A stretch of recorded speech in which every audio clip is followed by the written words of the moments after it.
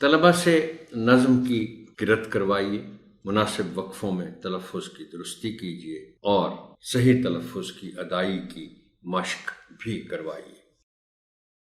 اس ضمن میں درج ذیل الفاظ آپ کی خاص توجہ چاہیں گے۔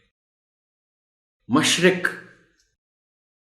دیکھیے ہو سکتا ہے کہ کچھ بچے اس لفظ کو صحیح بھی بولتے ہوں، لیکن یہ بھی غالب امکان ہے کہ کئی ایک بچے اس کو مشرق بھی پڑھ اور بول جاتے ہیں، اور ایسا آپ سنتے ہوں گے اپنی روزمرہ زندگی میں کہ مشرق ہی عام طور پر بولا جاتا ہے۔ تو آپ نے اس کا درست تلفظ بتانا ہے بچوں کو، ان سے مشق بھی کروانی ہے۔ مشرق،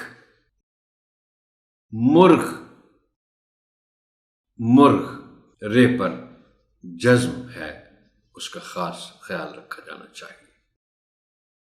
عجب، جیم پر تھوڑا سا زور دیا جائے گا، عجب، کیونکہ عجب نہیں بولنا، اس کو بہت ہی زیادہ درست ہونے کے لیے آپ کو عجب کہنا پڑے گا۔ وقت بہت زیادہ استعمال میں ہونے والا لفظ ہے، لیکن اس کے ساتھ ساتھ بہت زیادہ غلط تلفظ کے ساتھ بھی بولا جاتا ہے۔ کتنے لوگ ہیں جو اس کو وقت کہتے ہیں۔ وقت بتانا ہے اور مشق بھی کروانی ہے۔